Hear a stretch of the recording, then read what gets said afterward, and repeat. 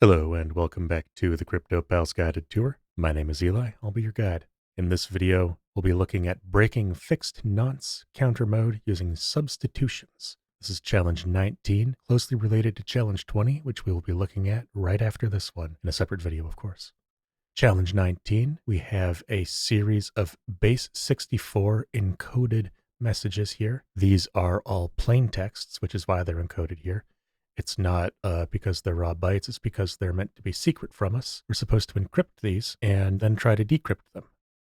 There's a bit of verbiage here on the idea that these should be successive encryptions, not a consecutive encryption. Do not concatenate these together, but just generate a bunch of tiny ciphertexts. Walking through the text of the challenge here, we have this note. The counter nonce wasn't randomized because that's the challenge. It's specified that it shouldn't be randomized. Yeah, we have the nonce value fixed to 0 up here in a random AES key. So because the counter nonce wasn't randomized, we have a repeating key stream that's been used against each of these messages. Now, this is something that is very easy to break statistically, and we're going to be looking at that in challenge 20. Honestly, the first time that I went through these challenges, I just used that solution here because it feels obvious to me and because there's a bit of a hint even to use it when they talk about language frequency. However, I don't think that's actually the intent for challenge 19. And so this for me is going to be a little bit of personal redemption as I try to do this challenge aligned with the spirit of the challenge, which is to attack this crypto system piecemeal, guess letters, and use every trick in the book, common English trigrams and so on. Don't overthink it, but do think it the appropriate amount. So without further ado, I don't think we're going to do like a lot of theory for this one, because what is there to say? I mean, I just did a whole video, video 18, on what counter is and how you can mess it up. So if you want to understand why this is broken, go watch that video. And if you want to see how to break it, watch this video and the next one. So we're going to just copy these because we know we're going to need them. And let's just jump right in, shall we? And right off the bat, what are we going to need here? Let's just use our own AES counter encryption function, shall we? Now, we're going to generate a random AES key. This could, of course, be either 128 or 256-bit. Personally, I think that 256 is overkill, especially for a use case like this, so we will just do a standard 16 bytes for 128 bits. And now our ciphertexts. And now here's where we will paste these in. And of course, we notice that these are not exactly formatted in a friendly way. Luckily, we're using Vim, so this is quite easy to fix. We're just going to write a little macro here.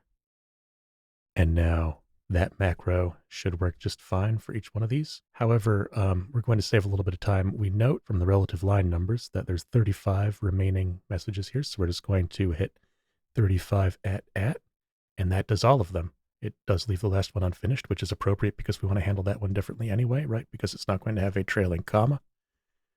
So we're just going to do that one manually and then close that and close that, get our proper indentation, and there we go. It's nice to use a modern editor, isn't it? Now, there's some interesting properties that I could show you on these ciphertexts, and honestly, it's killing me to not go into that right now, but I'm going to save that for the next video, so stay tuned. For now, we're going to be doing this one as specified, which is basically just try to get lucky. So let's write a little helper function to infer some key stream from a guess of some plain text bytes. And basically what I'm envisioning here is I want like something that's almost like a REPL loop, a read eval print loop, but what it's going to be reading and evaluating are guesses as to the start of the ith plain text. And then it'll take that guess and derive the corresponding key stream bytes using this math right here. And then it will take that key stream and apply it to all of the messages. This will allow us to see if our guess produces plausible decryptions. And then hopefully, if, for example, we're able to guess a complete word on one line, then it might give us a complete word minus one letter on another line, which we could then fill out and get one character further along and sort of go step by step in this way. I hope this is making sense, but it'll be clearer once I actually demonstrate it. So anyway, we're going to be passing in an index here into the ith ciphertext, and we're going to be giving a guess as to the plain text. So we're going to say plain text I equals text.encode ASCII, because we're going to be reading this in, so it's going to come in as a str, but we need it to be bytes in order to do XOR with it. Speaking of which, do I have? Yes, I do have that imported. Okay, we're good there. So far, this is not exactly rocket science. This all should be pretty much intuitive. Now we're going to be looping over the ciphertexts to see if this keystream works with all of them. And because we're going to be wanting to do this sort of iteratively, we're going to want to not only loop over the ciphertexts, but also print out their indices as we loop over them. So let's do that. We're using J here because I used I in these subscripts because of this variable name ind, which shortens to I. We could use I here, but I think that would just be a little bit less clear because it would feel like a name collision with this, even though it's technically not one. So we'll use J here, and we will say, okay, this plain text, which we could call this PTJ, I guess. Let's do that. In fact, and we'll call this CTJ too for consistency. And then this is going to be a partial decryption, but I want to like have a little visual indicator of how much do we have left to go. So I'm going to add some question marks onto the end here. So the difference in these lengths will be simply the number of undecrypted bytes left in CTJ. So we'll add that many question marks here to show how far we have to go. And yeah, we'll just print that out, right? Because why not? We don't need to be returning this necessarily. The idea is for this to be an interactive program with the user. So we're going to worry more about communicating with the user than anything else. So yeah, we're going to initialize this. We're going to be prompting the user for these values, but we'll start out with some dummy values. And I like to wrap something like this with new line prints just to make it a little bit more legible. And you got to admit, there's a timeless, classy style to that little arrow prompt there. I like that a lot. You could also do, you know, the dollar sign's another classic. But for something like this, I really like this. I think that's just, it's understated. It's slick. It's got it all. And what's cool about this, a lot of people know about split, but did you know that you can tell it how many times you want it to split? For example, if I did that, this is what it does. Isn't that neat? So in this case, that allows us to pass in a number and then a space and then the literal exact guess for the text. And it won't mess with that guess at all because once it sees one space, it's done modifying that string. And we'll just cast end to an integer because it comes in as a string, of course. And now we just loop. So here's where this gets exciting because we are already about to test this. Okay, and there we go. We have nothing. We have no idea what this says.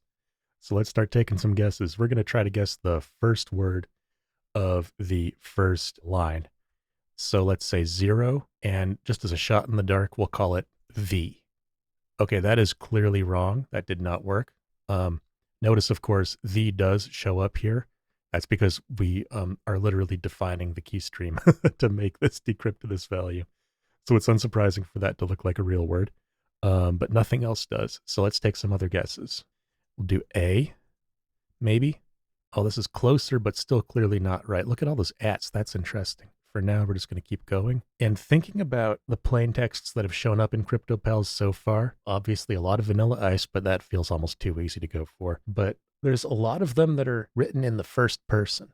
So let's try the first person pronoun. And I'll admit I'm cheating a little bit because I've already solved this before and I know what the plain text is, but I'm trying to make it seem plausible, right? This is something that, given enough time, I think anyone could arrive at. If we do I, okay, this doesn't look immediately broken. It's weird that every line starts with a capital letter. That's not particularly plausible, especially, you know, some of these. So maybe we'll try a lowercase I because, as we've discussed in previous challenges, there is a funny property with case in ASCII. And of course, note I'm putting a space after the I because it's the end of a word. Let's see where we can get from here. We've got or POAN. Maybe this is and. Let's try that. 8 and. Okay, so far so good. Yeah, we have of here and then a space. That's nice. AROBEI. Now this says and. So let's suppose that this is a full word, meaning it will be followed by a space. So we'll say and then a space. And so far so good. Now 0, I'm just going to take a wild shot in the dark here and say that that might be I have. Although actually I think we can even, there's even safer bets than that. So I've changed my mind here. I bet that 12 is being. Okay, so far so good. And actually, you can put a space after that. Now, this is probably 18, right? And just as a note here, this is slightly different. We're not looking at language frequency here, and we're not looking for English trigrams per se, except intuitively. But I do think that this is, this is very much a solve the cipher by hand. This is perhaps a tool-assisted version of that, if you will. Okay, yeah, so clearly we're getting somewhere here. 22 she rode. Put a space after that. That gets us one notch further. 25. This is probably, oh, actually, this is definitely was coming. Was coming. And ignorant, that's a full word. We can put a space after that. And this is probably have down here, 27. Ooh, and now here we have a good one, 18th, and this is probably 18th century, right? And we can put a space after that too. I always forget to do that, apparently. And this is probably argument, right? All right, and now we actually have some full lines here, which is exciting. And this is starting to get trickier, in my opinion, but I think that this is the word. Okay, similarly, they down there. This looks like horses, right? Ooh, I don't know about horses though, because that brought in some garbage here. So, and rode our winged, or maybe it's a comma. No, maybe a period. Ooh, I like that because that gets us a semicolon here, which does look right. I hope this is worth watching. And now I think close. What would this phrase be? Right? Is this close of day? Oh my! I must have. Did I make a typo? Oh, because I put a space in the wrong place. Yeah, so there we go. That's fixed now.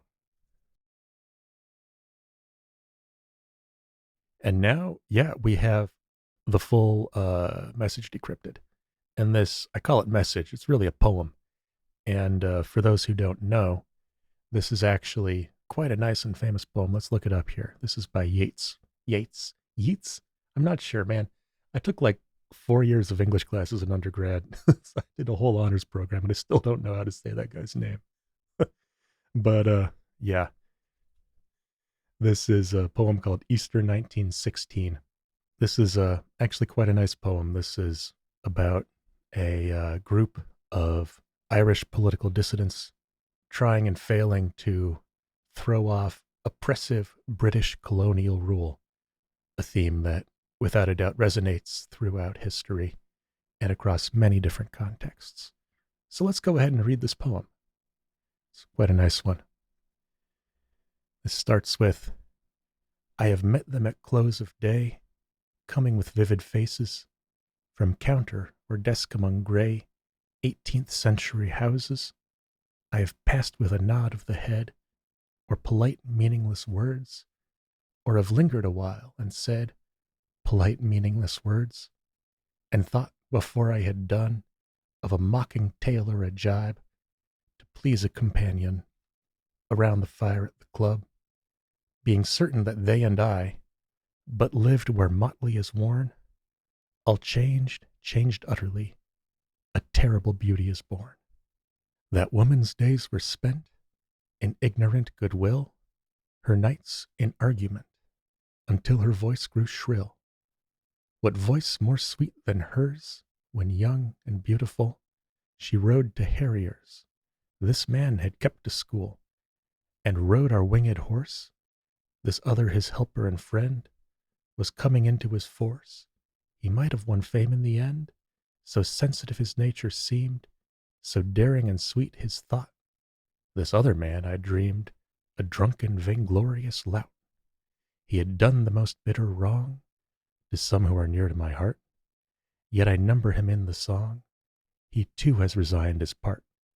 In the casual comedy, he too has been changed in his turn, transformed utterly. A terrible beauty is born. Hearts with one purpose alone, through summer and winter seem enchanted to a stone to trouble the living stream. The horse that comes from the road, the rider, the birds that range From cloud to tumbling cloud, minute by minute they change. A shadow of cloud on the stream changes minute by minute. A horse hoof slides on the brim, and a horse plashes within it. The long-legged moorhens dive, and hens to moorcocks call. Minute by minute they live, the stones in the midst of it all. Too long a sacrifice can make a stone of the heart. Oh, when may it suffice?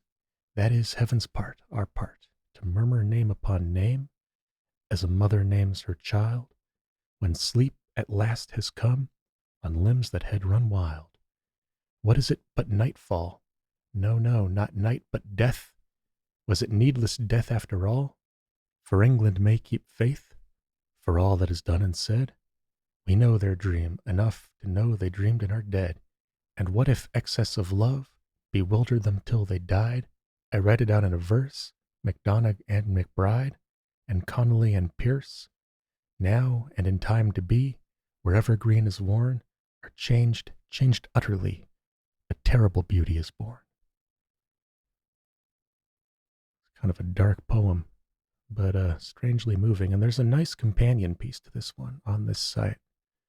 I particularly like this whole discussion. I think this is something that it behooves us who stare at screens all day to do our best to broaden our minds a little bit to the broader niceties of the world and the compelling aspects of life that you can find outside of a program.